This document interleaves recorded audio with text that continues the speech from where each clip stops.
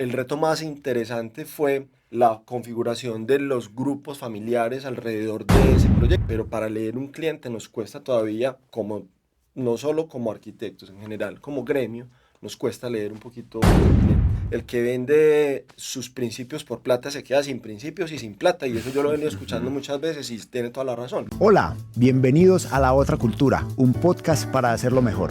Mi nombre es Mauricio Franco. Y yo soy Omar Zapata y estamos felices de poderlos recibir en esta segunda temporada y espero que todo lo que compartamos acá sea para su provecho.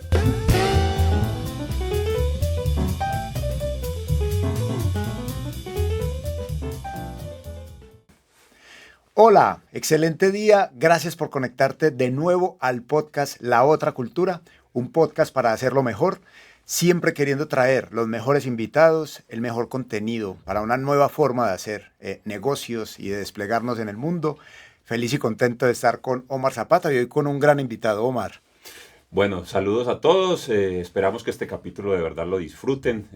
Es un invitado fantástico que vamos a tratar de tener el mejor provecho de todo su conocimiento y esperamos, obviamente, como en todos los episodios, pues que este mensaje sea de gran beneficio para todos ustedes. Excelente. Fernando Mazo, bienvenido. Muchas gracias, Mauro, gracias, Omar, por la invitación y contento de estar aquí con ustedes. Excelente. Con Fernando Mazo tengo la oportunidad de haber sido su amigo de juventud, compañero del colegio. Hoy un gran arquitecto con mucha experiencia, habiendo pasado por varias compañías. Entonces me gustaría, para ir entrando en materia, Fernando Mazo nos cuente un poco de su historia de vida, de su proceso profesional y de qué te tiene a este punto en tu vida. Hombre, Mauro, muchas gracias. Pues ve, yo soy de profesión arquitecto, pero pues también soy papá, también soy hijo, tengo pues una familia rara, compleja ahí que se armó con el tiempo y con las situaciones de la vida, pero maravillosa, pues es una familia que marca mucho el derrotero de lo que soy y de lo que siempre he querido ser. Como profesional me he pues, desempeñado en varias compañías, como tú lo estabas manifestando. Estuve en compañías constructoras, pero digamos que el inicio profesional mío arrancó en el sector público. Yo soy un hijo de lo público en el sentido que mi padre fue empleado público toda la vida, una empresa pues muy reconocida de la ciudad me dio el estudio, digamos, la comida, la casa, me dio todo. Luego estuve en la Universidad Nacional, arquitecto de la Universidad Nacional, y cuando termino mis estudios me voy a trabajar en un municipio, el municipio de Santa Rosa de Osos, como parte de un proyecto que se estaba montando en esa época, en el año 2004, con la Mesa de Vivienda de Antioquia. Buscaron un proyecto piloto que lo desarrolló el municipio de Santa Rosa de Osos, un alcalde visionario en ese momento que dijo, no, hagamos el piloto acá, pero no tenían arquitectos. Y un conocido de la universidad me dijo, no, venite rápido, yo no me había graduado todavía, me dijo, venite rápido que necesitamos un arquitecto. Yo me fui pues con la ropa que tenía y me quedé 4 años allá. Se hizo un proyecto muy interesante y a partir de ese momento me vinculé como con lo público durante unos 8 años. Ya después de esos 8 años me fui a trabajar al sector privado y estuve 14 años ahí y ahorita ya estoy como independiente y tratando de sacar adelante un sueño que he tenido toda la vida y es una oficina de arquitectura. Qué bien, Fernando. Y contanos un poquito cuando comenzaste con el sector público, básicamente allí, ¿qué hacías? O sea, ¿cuáles eran tus responsabilidades? En los 2 primeros años en el sector público hacía parte de un proyecto que se llamaba Nuevo Amanecer, que fue el desarrollo de un proyecto que tenía una lista de deseos muy grande, porque era un proyecto en el que la Mesa de Vivienda de Antioquia, que fue una entidad creada alrededor pues como de los gremios antioqueños con el apoyo de la presidencia en ese momento, para canalizar el Subsidio Nacional de Vivienda a través de Confama. Entonces, lo primero que había que hacer era diseñar un proyecto con una lista de deseos muy grande. Entre ellos, ese deseo era que las viviendas no podían superar el valor mínimo del Subsidio Nacional de Vivienda, pues eran como 17.500.000 pesos para una vivienda unifamiliar en 2 niveles. Entonces, el reto técnico fue grande, pero el reto más interesante fue la configuración de los grupos familiares alrededor de ese proyecto, porque no podía ser simplemente personas al azar, sino que tenía que tener un perfil muy específico para poder que se superpusieran en ese cierre financiero unos ingresos, un crédito complementario, que cumplieran con los criterios.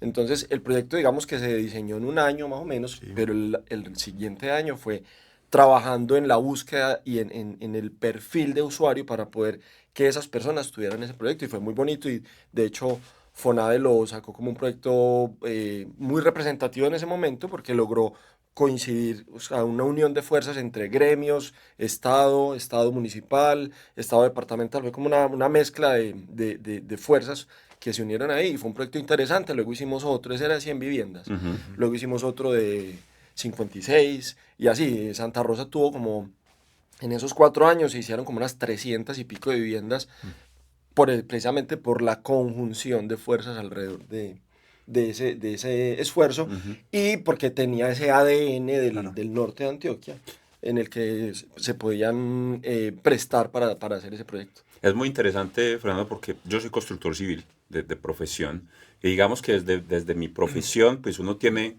el proyecto estructurado y va y ejecuta, ¿cierto? Y muchas veces, al menos yo, no conocemos lo que hay detrás de lo que ve uno en un proyecto ya estructurado. Contanos un poquito cómo llegan ustedes a lo que es ese proyecto. Bueno, esto es lo que vamos a construir y a desarrollar.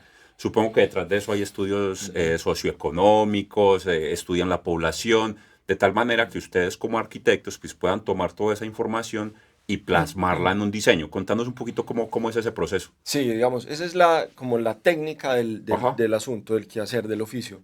Hay un deber ser, que sería ese que tú estás diciendo, es decir, una lectura, lo que se arranca como profesión, como oficio, es hacer primero una lectura territorial, Ujú. ¿cierto? Ir al lote, entender el lote, creo que es tal vez la parte más importante de esas primeras etapas de aproximación al proyecto. Entonces, siempre nos enseñaron en la universidad que el proyecto arquitectónico constaba como de 3 pilares fundamentales, Ujú. que eran el lote, Sí. el programa, el lote, el programa y el cliente, ¿cierto? O sea, qué se necesita, quién es el usuario y en dónde lo vamos a hacer. Alrededor de esas Ok. tres, de esa triada, Ujú. se desarrolla un proyecto. Entonces, cuando los proyectos son más complejos, en el caso de proyectos de inversión que no solamente dependen de un proyecto, sino también de una cadena de inversión larga que viene previamente y que seguirá después, pues se complejiza un poco más. Entonces, no solamente es el proyecto arquitectónico o el proyecto urbanístico, sino que también hay un proyecto de mercado que tiene que alimentarse con estudios de mercado, con hacer una lectura apropiada del cliente, o sea, es todo un paquete grande de información que se le pega al proyecto arquitectónico y casi que es un insumo para definir el programa, para definir el segmento en el que se va a vender el proyecto y digamos que es una conjunción también de dos grupos de estudios, Ujú. los estudios del espacio, que son los que los arquitectos manejamos mejor, los estudios económicos y financieros, que son los que alimentan, digamos, este tipo de proyectos, y los estudios de lo humano, Ujú. creo que es la parte que más relegada está en este momento. O sea, De acuerdo. somos muy buenos para interpretar unas áreas, un programa que nos dan, pero para leer un cliente nos cuesta todavía, no solo como arquitectos en general, como gremio, nos cuesta leer un poquito al cliente. Total, yo conociendo un poco a Fernando, entiendo que más allá de una habilidad y una capacidad profesional, pues hay un ser humano cuidadoso, metódico, que le gusta, digamos, ser amplio en su forma de comprender y de conceptualizar, no necesariamente solo hacia lo técnico y hacia, digamos, las capacidades de este tipo de proyectos, sino que has tenido también siempre como esa sensibilidad y ese buen tacto para cosas. Desde esa perspectiva y ahorita comparándolo, nos hablas de que encuentras en lo público un administrador visionario, un funcionario, un político, llamémoslo, un personaje, digamos, que muchas veces por la mayoría de las personas es muy sesgado, que no lo hacen bien, que quitan, que toman lo que no es. Hay un montón de interpretaciones, pero entiendo con lo que has contado que hay una buena persona desde allí, que jala, digamos, un equipo que también tiene esos cuidados. ¿Cómo nos puedes contar también un poco de esa experiencia, de ese bien hacer o de las buenas decisiones que se tomaron, pensando muchas veces en las personas del territorio, también en lo económico, pero digamos cómo se aplicó eso desde eso público y también cómo lo viste y lo contrastaste en lo privado? Sí, eso que estás diciendo es bien importante, Mauro. Ve. El quehacer de lo público tiene una responsabilidad mayor que el quehacer del privado, ¿cierto? Porque el privado está administrando el recurso de unos inversionistas, de unas pocas personas. Ujú. el administrador público tiene la responsabilidad de administrar los bienes de todos, de todas las personas. Entonces, tuve la suerte, pienso yo, en esa época, 2004, más o menos hasta el 2011, de haber dado con dos administradores públicos, o con dos alcaldes, para decirlo puntualmente, que tenían una conexión emocional grande con los territorios en los que estaban, con las personas en las que estaban, a las que gobernaban, ¿cierto? Y parte de los proyectos que ellos sacaron adelante nacían de esa conexión emocional, que pienso que es un tema que hoy en día tenemos que trabajarle duro como profesionales, como seres humanos, como papás, como profesionales y como comunicadores sociales, es trabajar el tema de la responsabilidad y el amor por los demás. O sea, nos estamos distanciando mucho de las demás personas, ¿cierto? Estas personas, estos políticos con los que di afortunadamente, fueron políticos visionarios que le apostaron a unos proyectos en función de esas personas a las que conocían de niños. O sea, no eran unas personas que llegaron a Claro. inventarse unas necesidades, sino que vivieron las necesidades desde adentro y formularon proyectos en función de Fueron ese, coherentes. y fueron coherentes con esas necesidades, con las necesidades de las personas que los llevaron a esos cargos. Y fueron como retributivos, o sea, de alguna manera le retribuyeron a esa sociedad un poco de lo que la sociedad les premió cuando los puso en esos cargos. Y eso me parece que es fundamental y hace parte pues como del deber de lo público. Yo tuve alguna vez la oportunidad de trabajar en el sector público. Digamos que la parte que yo hacía era más como recuperación de la malla vial de un municipio. Y uno se da cuenta que es complejo en el sector público, sobre todo con muchos contratistas, pues porque se manejan muchísimas cosas. A lo largo del podcast de La Otra Cultura, nos gusta resaltar el bien hacer, como siempre lo menciona Mauro, pero sobre todo el cómo los profesionales o las personas que hemos invitado acá al podcast, porque supongo que has tenido en alguna oportunidad, sobre todo trabajando en el sector público, esas tentaciones o esos ¿cómo decirlo? Como esos caminos recortados para llegar a un punto en Sí. especial. Contame si sí te pasó, porque posiblemente no, y si sí te pasó, ¿cómo lo manejaste? ¿Qué pensaste en ese momento? Omar, hay un tema importante y es la persona que está ahí sentada en el escritorio, qué valores tiene, ¿cierto? Ujú. ¿Cuál es la estructura de valores que tiene? Tengo la suerte de haber sido hijo de un funcionario público toda su vida, que encontró en la administración de los bienes comunes como no solamente la forma de sacar adelante a su familia y dar la comida en la casa, sino de salir adelante como persona, ¿cierto? Entonces mi padre fue una persona venida del campo, de origen humilde, pero que se hizo a partir de ese proceso de trabajar para el Estado, ¿cierto? Y con un respeto tremendo hacia lo público. Entonces, cuando uno ve eso toda su vida, un funcionario público intachable que contaba historias de ese tipo, Ujú. que decía, es que tal persona me ofreció para que le hiciera esto, o quiso pasar por encima de mí porque tenía un cargo, lo que fuera, para que yo hiciera esto, y más fácil me hago echar a yo hacer eso y a Ujú. vulnerar. Mi papá alguna vez dijo, el que vende sus principios por plata se queda sin principios y sin plata, y eso yo lo he venido escuchando muchas veces y tiene toda la razón. Sí. Entonces, necesariamente no salió, no brilló económicamente, pero hoy en día es un señor que se puede tomar un tinto y todavía los compañeros de trabajo lo llaman, lo recuerdan precisamente por eso. Entonces, cuando uno Claro. ha tenido ese ejemplo, afortunadamente yo lo tuve, eh, lidiar con situaciones de ese tipo es muy fácil. Alguna vez, estando en un cargo de esos, un señor llegó queriendo, en un diciembre, queriendo que se le aprobara algo que ya estaba aprobado, o sea, que estaba correcto, pero como parte del hábito, pienso yo, llegó con un sobre, ¿cierto? Con el aguinaldo, ¿cierto? Entonces yo le dije, no, tranquilo, no, o sea, el proyecto está bien, no necesita nada más. No, no, no, dale. Yo lo vi, había pues, ¿cierto? Había Ujú. plata y yo le dije, Sí, no, sí, no, no, sí. pues ¿cómo? Y en ¿Sabes? diciembre, pa' colmo. En diciembre, porque son las costumbres, Sí, los malos hábitos, o sea, de sí. creer que si al funcionario no se le da plata, el proyecto no sale.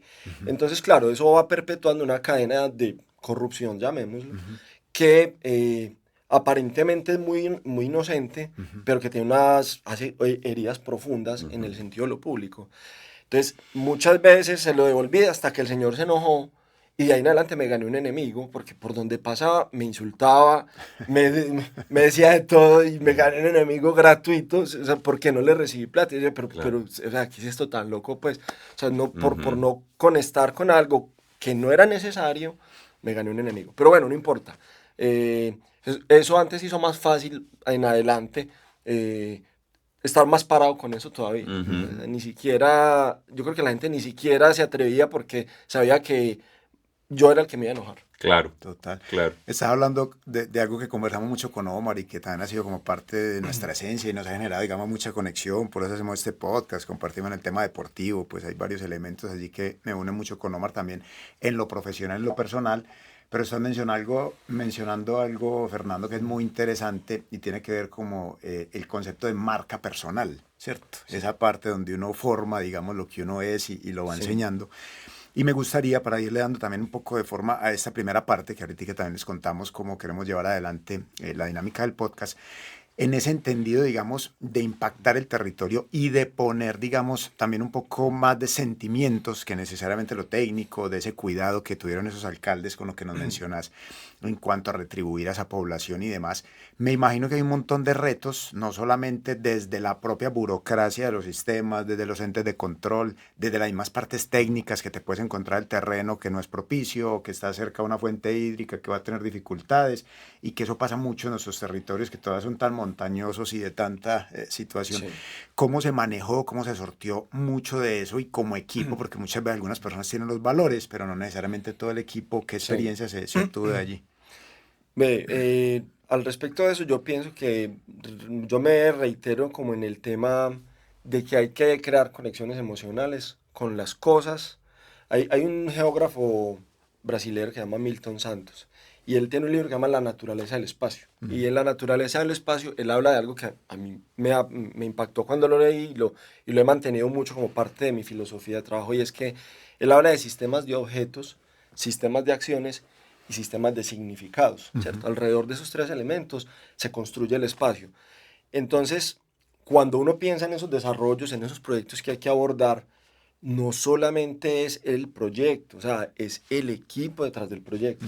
Y si uno no construye relaciones emocionales con el equipo, el proyecto no va a funcionar. O no va a funcionar, no, puede que funcione, pero pudiera ser mejor Ujú. si alrededor de ese equipo hay conexión emocional. Entonces, conexión emocional entre el equipo y del equipo con el proyecto y el proyecto con la sociedad y con la comunidad donde se emplaza. Es ser, hoy en día el tema está muy, digamos, muy trabajado, pero empático, ¿cierto? O simpático, o sea, Ujú. ser, estar al mismo nivel emocional del lugar donde llegas, de donde llega el proyecto, de los equipos de proyecto, ¿cierto? Hacer como esa alineación de frecuencia como entre las personas, los objetos, las acciones y los significados, ¿cierto? Como que esas cosas empiezan a vibrar como Ujú. conjuntamente. Eso no es fácil. Ujú. Construir empatía alrededor de los equipos no es fácil. Poco filosófico. Sí, Sí. exacto. Pero yo pienso que si uno se baja un poquito del ego y de la y como de del cargo, ¿cierto? Ujú. El cargo a veces es enemigo del proyecto. Ujú, Entonces, el hombre que llega con el cargo muchas veces termina tirándose el proyecto ujú. porque él es el cargo. Y resulta que detrás ahí es un profesional, un hombre, un ser humano. Entonces, cuando uno se baja del cargo y uno empatiza un poquito más y crea esas dinámicas con los equipos de trabajo, con la gente en general, con los proyectos funcionan bastante bien. Hay un libro que se llama El líder que no tenía cargo. Se me Ujú, olvida el escritor en este Sharma. momento, Sharma, ujú. exacto. Y habla precisamente de eso que estás Sí, mencionando, Robinson. Robin Sharma, de cómo liderar un equipo de trabajo de tal manera que no exista eso, para que todo fluya. Yo sé que has tenido mucha experiencia en el sector público, luego pasaste a otro municipio donde trabajaste mucho en el área de lo que es planes de ordenamiento territorial, Sí, que esa me la voy a guardar más para adelante, sí. de esa no vamos a hablar todavía.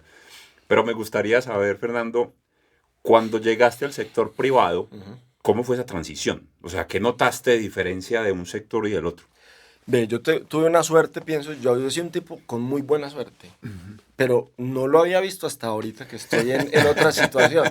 Yo soy un tipo muy afortunado, vea. A mí me llamaron a trabajar al sector público. estuve 8 años en el sector público y casualmente me llamaron a trabajar al sector privado. Un amigo, me encontré una vez un amigo en Monterrey, me dijo, ¿qué estás haciendo? No, estoy con el sector público. No, vení que hay una empresa donde yo estoy trabajando, que necesitan que vos puedes pegar allá, hacer match allá. Y yo, listo, llevé la hoja de vida y a los 15 días me han contratado. Y una empresa, casualmente dentro de lo privado, una empresa con una filosofía de trabajo muy bacana, o sea, muy parecida a eso que te estoy diciendo, con mucha vibración, buena onda, entre los directivos muy sin el cargo, muy cercanos, con proyectos en los que ellos se daban el lujo de decir, no participo en ese proyecto, porque tiene tal y tal condición. O sea, por ejemplo, era una empresa que hacía centros comerciales y por filosofía decía, en un centro comercial donde estemos nosotros no puede haber juegos de azar, por ejemplo. O sea, para ellos la energía de los proyectos definía el proyecto. Y estuve 11 años con ellos, con una empresa maravillosa que quiero mucho, pero digamos que también fue un momento de querer buscar otra cosa, entonces, Claro. bueno, me fui moviendo, pero ese salto fue muy suave porque venía de un buen empleado público, de un buen empleador público y pasé a un buen empleador privado en el sentido del trato, como de la forma de llevar los proyectos. Y la Entonces, sinergia con el equipo la de trabajo. sinergia, esa palabra está interesante, o sea, la sinergia, como esa sincronización entre las energías. Obviamente entender la lógica de lo privado o sea, golpea, porque claro, la triple restricción de los proyectos, entonces costo, alcance y programación, siempre te están presionando. Hágale pues, pilas que no se nos salga el presupuesto. Mientras que en el sector público, el proyecto era el proyecto, ¿cierto? Así Porque es. finalmente el sector público termina financiando Claro. y hay fuente de dónde pagar, ¿cierto? Claro. El sector privado es más exigente, pero fue una transición muy interesante, muy bonita a una empresa con una filosofía de trabajo muy bacana. Pues. Excelente. Nos gusta mantener el enfoque de las lógicas de los tiempos y las dinámicas, pero este tema, digamos, para nosotros se quedaría en la mitad, pues si lo termináramos. Vamos a hacer esta primera entrega como una parte 1 de este encuentro, de esta entrevista con Fernando Mazo, y lo vamos a llevar también a una parte 2. Antes de cerrar, me gustaría obviamente pues traer esa forma de comprensión o de aprendizaje, y se me vino un poco la historia que vimos también en el colegio. Nosotros estudiamos con salesianos, con sacerdotes, y hablaban mucho de conceptos de ética y conceptos de excelencia y demás, y pues veo que de alguna forma nos generó ese impacto pues para muchas vidas y demás, más allá pues de esta institución. Sé que para muchas personas te recojo mucho de eso, pero me gustaría desde tu parte, para que Omar nos regale también un cierre, ¿qué perspectiva, Fernando, resume o recoge, digamos, esto que nos has contado durante este episodio? Mauro, hablaste de los salesianos, somos hijos de la cultura salesiana, de San Juan Bosco. San Juan Bosco tenía una